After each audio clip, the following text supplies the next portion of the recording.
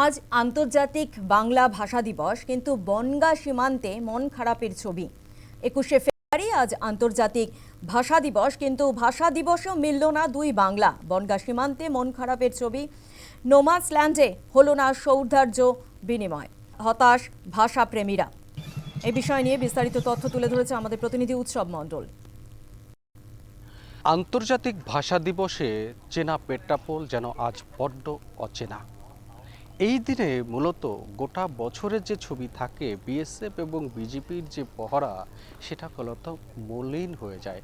মিলিত হয় দুই বাংলার বাঙালিরা, কিন্তু এবছর সেই কাঁটাতারের বেড়া যেন প্রখর হয়ে রয়েছে। একটু পেট্রাপোলের ছবিটা দেখাবো, যেখানে ভাষার টানে মানুষ এসেছেন কিন্তু মিলিত হতে পারছেন না, গেট বন্ধ রয়েছে।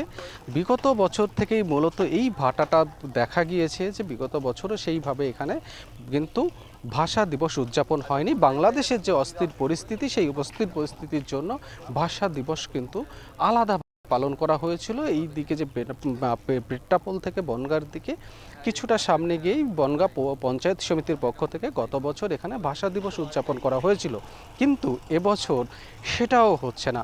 অর্থাৎ পেট্রাপোল বন্দর ভাষা দিবসের দিন যে ছবি দেখা যায়, আপামর বাঙালি যারা ভাষার টানে পেট্রাপোল বন্দরে ছুটে আসেন, যে বাংলাদেশের সঙ্গে তারা মিলিত হবেন, ভাষার টানে মিলিত হবেন, সেই মিলন কিন্তু এবছর একদমই হলো